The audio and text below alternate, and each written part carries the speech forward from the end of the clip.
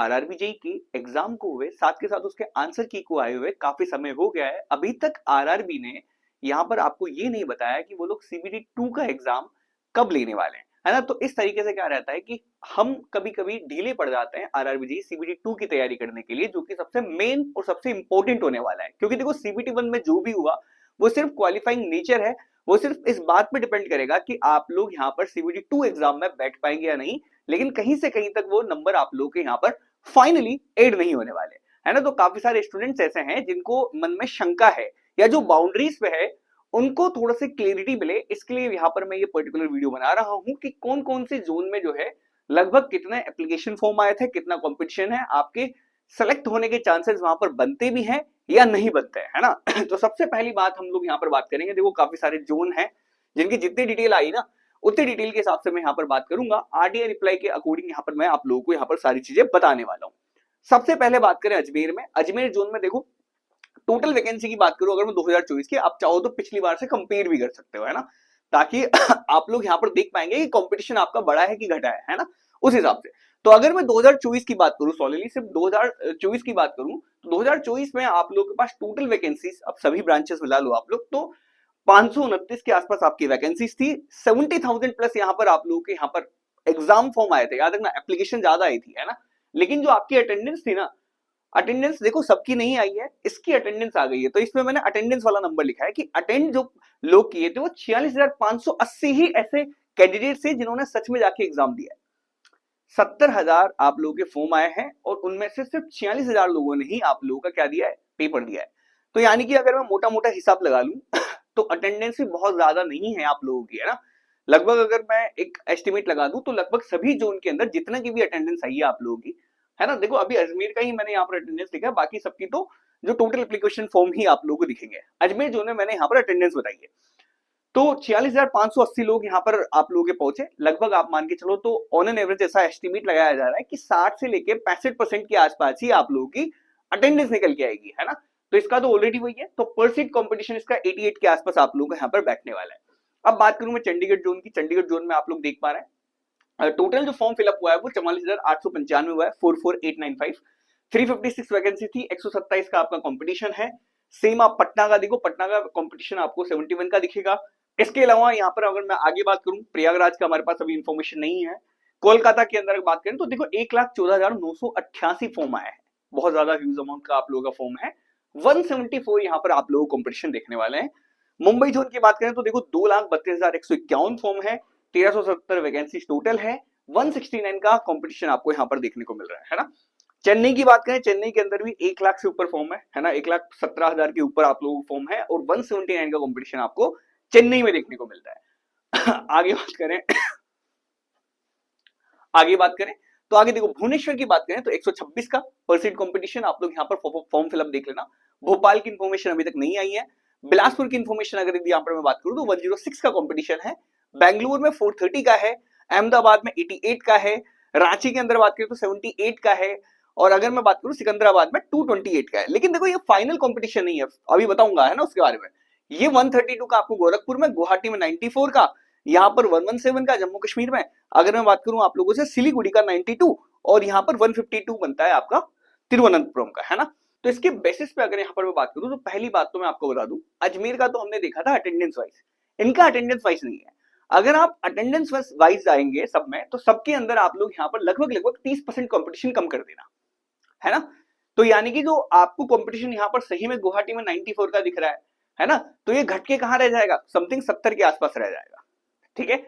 और आपको पता ही है कि जो आरआरबी लेने वाली है वो आरआरबी आपके कितने कैंडिडेट्स लेगी, वो हमें पता है कि लगभग 15 गुना ये जो है आप लोग के यहाँ पर सेलेक्ट करेंगे, जो कि सीबीटी 2 के अंदर बैठेंगे और सीबीटी 2 का आप लोगों को यहाँ पर तैयारी चालू करनी है, ठीक है। तो कंपटीशन तो देखो अच्छा खासा ही देखने को मिलेगा, जोन वाइज वेरी भी करता है। हालांकि देखो आप लोगों के भी जो मार्क्स आए हैं ना, इसके अलावा आप लोगों के जो मार्क्स आए हैं वो मार्क्स अभी आप लोग यहाँ पर डायरेक्टली ये नहीं मान के चलेंगे कि वही मार्क्स आपके कंप्लीटली बैठेंगे, है ना। एक और कहना है मेरा कि देखो अगर यदि आप लोग तैयारी कर रहे हो उससे पहले कंपटीशन तो आप लोगों ने देख ही लिया कि कितना कितना कंपटीशन आप लोगों को यहाँ पर बैठा है। इसके अलावा आप लोग एक बात और दिमाग में रखें, अभी आपका स्कोर कार्ड आया है ना, आपको नहीं पता नॉर्मलाइजेशन के बाद आपके 5 बढ़ेंगे, 7 बढ़ेंगे, बढ़ेंगे नहीं बढ़ेंगे, क्या रहेगा आपको नहीं पता है। लेकिन अगर यदि आप अपने आप को एक सीफर साइड समझे और आप लोगों को लगभग आइडिया भी लग गया होगा सारे पेपर्स को देखते हुए कि भाई किस तरह का पेपर आया था, कौन सी शिफ्ट टफ है, कौन सी शिफ्ट एकदम इजी है ना, तो उसकी बेसिस पे आप आइडिया लगा के चलें। तो अगर मान लो आपके 4 से 5 सवाल आप लोगों के यहाँ पर क्या हो गए, 4 से 5 सवाल, ज्यादा नहीं कह रहा, 4 से 5 सवाल आप लोगों के यहाँ पर ऐसे थे जो सवाल आप लोगों को यहाँ पर कंट्रोवर्शियल थे। देखो हर शिफ्ट में होते हैं, है ना।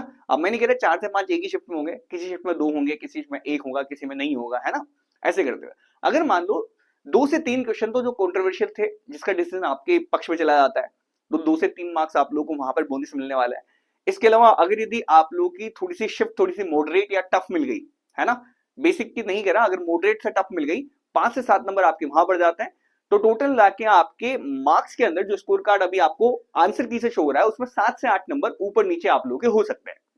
अगर मान लो 7 से 8 नंबर आपके ऊपर नीचे होते हैं तो इस बेसिस पे आप लोग यहाँ पर लगा लो कि आप लगभग कहां तक पहुंचेंगे। और अगर मान लो सब बढ़िया रहा, सब कुछ अच्छे तरीके से चला, तो हो सकता है आप लोगों का यहाँ पर हो जाए।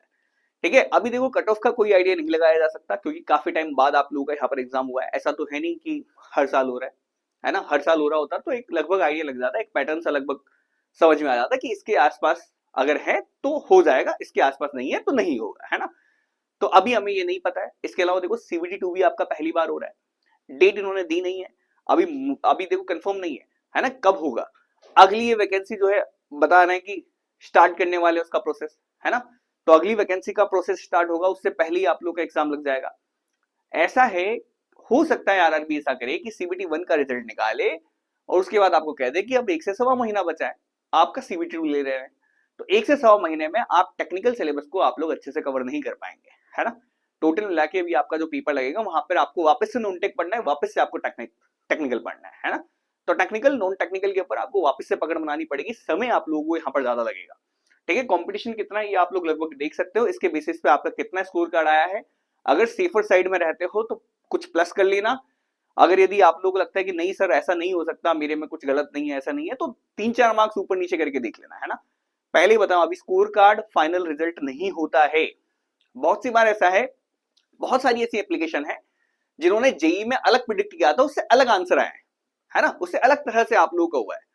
ठीक है, तो वो सब चीजें सारे फैक्टर्स आप लोग के बहुत डिपेंड करते हैं। अभी हमारे पास सिर्फ जो आंसर जो आप लोग चेक कर रहे थे ना, मेरे ख्याल से रैंक गुरुजी, रैंक IQ, इनके ऊपर जब चेक कर रहे थे तो उसके पास बिल्कुल 20 से 30% ही आप लोग यहाँ पर देखो, 10-20% ही आप लोगों के पास उसके पास डाटा रहता है।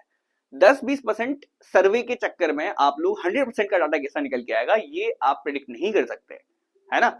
आपको बस अच्छा आप लोगों को यहाँ पर परफॉर्म करना है, CBT 2 में परफॉर्म करोगे उसी के बेसिस पे आपको डिपार्टमेंट मिलेगा। तो CBT 2 की तैयारी जो है आप लोग यहाँ पर डेफिनेटली चालू कर सकते हैं।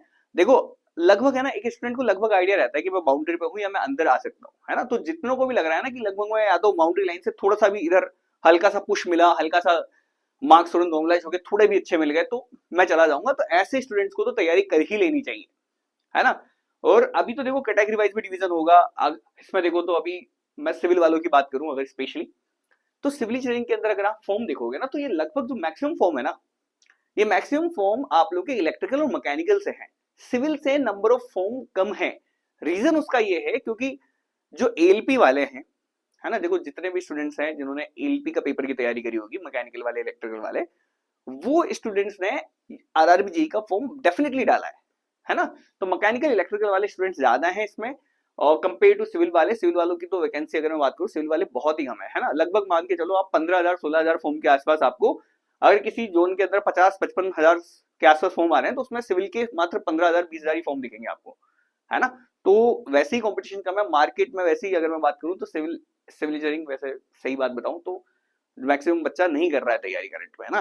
तो ऐसे में अगर यदि आप लोग मान लो कट ऑफ नीचे चला गया और आप लोग यहाँ पर तैयारी कर रहे हो, है ना, और CBT 2 हमारा तैयार सॉरी आप तैयारी नहीं कर रहे हो, है ना, तो इस केस में आप लोग क्या करोगे फिर, है ना। तो जो बेहतरीन चांस, जो गोल्डन चांस हमारे पास यहाँ पर बन पा रहा था, उस चांस को हो सकता है कहीं ना कहीं हम खो दें। इसलिए आप लोग यहाँ पर अच्छे तरीके से आप लोग यहाँ पर तैयारी करना चालू कर दें। जिस भी जगह से आप तैयारी कर रहे हो, जैसे कि आप नोट्स आप लोग सारे रिवाइज करो जिनके पास बने पड़े हैं, है ना। आपने नहीं पढ़ा है तो आप स्क्रैप से पढ़ना चालू करो। काफी सारे एडवांस चीजें भी है, मैं पहले बता देता हूँ, है ना। आप सिलेबस को एग्जैक्टली सेम मत मानना। SSC का सिलेबस और इसके सिलेबस में रात दिन का फर्क है।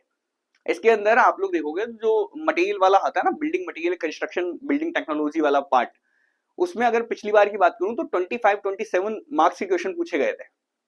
अब इतने क्वेश्चन क्यों पूछे गए थे? क्योंकि उसमें क्लासिफाई कर रखा है अलग से, वो मेंटेनेंस भी पूछता है, वो पार्ट आप लोगों का नहीं होता है ना। बिल्डिंग टेक्नोलॉजी, बिल्डिंग कंस्ट्रक्शन में बहुत कुछ अलग अलग पूछता है, वो पार्ट बेसिकली आपका नहीं होता। सर्वे के अंदर अगर मैं बात करूं तो फोटोग्रामेट्री आपकी नहीं आती, लेकिन यह पूछता है।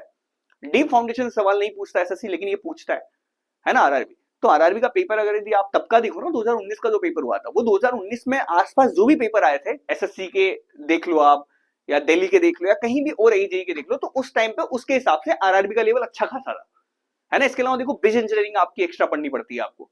तो ये जो जितनी भी बातें हैं, इन सब चीजों को पढ़ने में, कवर करने में, पढ़ने में, आपको भी पढ़ने में, समझने में, प्रैक्टिस करने में लगता है समय, है ना। और समय आप लोगों को कितना देगा आरआरबी, आरआरबी ने नहीं बताया। तो अगर यदि अभी तक भी नहीं जागे हो आप, तो जाग जाओ भाई, यही समय है। गोल्डन चांस हो सकता है आप लोगों के लिए यहाँ बन जाए। अगर मान लो आप इन होते हो एंड टाइम पे, तो आप क्या करोगे, ये आप लोगों को यहाँ पर डिसाइडेड होना चाहिए। बाकी एसएससी का और अगला आरआरबी तो आ ही रहा है, तो वो मान के कर लो आप, लेकिन तैयारी आप लोगों को चालू करनी पड़ेगी, है ना। काफी सारे स्टेट्स के एग्जाम्स हैं, वहां पर वो तैयारी काम आ जाएगी। तैयारी कभी बैक थोड़ी देती है ना। तो चीजों के टच में आप लोग रहना चालू करो, प्रैक्टिस अच्छे से चालू करो, अच्छे से आप लोग यहाँ पर पढ़ना चालू करो, है ना। इसके साथ साथ ही मैं बता देता हूँ, अगर यदि आप लोग यहाँ पर तैयारी करना चाहते हैं, जुड़ना चाहते हैं हमारे साथ, है ना, जिसके अंदर मैं आप लोगों को यहाँ पर बता देता हूँ, अगर आपको कंप्लीटली थ्योरी चाहिए तो ये वाला बैच हमारे पास है। एप्लीकेशन का लिंक जो है, एप्लीकेशन और इस कोर्स का लिंक जो है वीडियो के डिस्क्रिप्शन में देखने को मिल जाएगा। स्क्रैप से पूरे के पूरे वीडियो लेक्चर्स रेडी हैं, आप जाओ पढ़ो, आराम से प्रैक्टिस कर सकते हो, है ना। इसके अलावा आपको अगर यदि प्रैक्टिस बैच चाहिए, लाइव बैच चाहिए, तो मेरा बैच फिलहाल यहाँ पर चल रहा है, जिसके अंदर मैं आप लोगों को यहाँ पर तरह तरह की क्वेश्चन करा रहा हूँ, जिसमें लेवल बेसिक से लेके, है ना, 5 लेवल में, 4-5 लेवल में सवाल करते हैं, है ना। तो सबसे पहले बेसिक लेवल की बात करते हैं, फिर हम मॉडरेट लेवल की बात करते हैं, फिर हम एडवांस लेवल की बात कर रहे हैं, एडवांस में भी फिर हम न्यूमेरिकल की अलग बात करते हैं, और स्टेटमेंट बेस्ड सवालों की अलग बात करते हैं ना। तो 4-5 तरह के सवाल जो है अलग अलग तरीके से हर एक सब्जेक्ट के कराने वाला हूं मैं। फिलहाल देखो कूपन कोड लग रहा है लाइव 30, आप लोग यहाँ पर इसको लगाएं, और आप लोग यहाँ पर चाहें तो इस कोर्सेस में एनरोल हो सकते हैं, ठीक है। बाकी आप लोग को यहाँ पर जो है कुछ लेक्चर्स यूट्यूब पे भी पड़े हुए हैं, आप वहां से भी मेरे प्रैक्टिस कर सकते हैं, जरूरी नहीं है एनरोल होना ही। तो यूट्यूब के प्रैक्टिस लेक्चर्स का एक प्लेलिस्ट है, प्लेलिस्ट में यहाँ पर आप लोग को साइड में इस वीडियो के एंड में ऐड कर दूंगा, वहां जाके आप लोग प्रैक्टिस करना चालू कर सकते हैं। फिलहाल के लिए इतना ही, बाकी कोई भी इन्फॉर्मेशन, कोई भी न्यूज आती है, तो मैं आपको इस चैनल के माध्यम से आप लोगों के साथ शेयर कर दूंगा। तो चैनल को सब्सक्राइब करके रखना, वीडियो को दोस्तों के साथ शेयर कर देना, ताकि वो भी मोटिवेट हो जाए और अच्छे तरीके से तैयारी चालू कर दे। फिलहाल के लिए इतना ही, मिलते हैं आगे, तब तक के लिए बाय, थैंक्स फॉर वॉचिंग।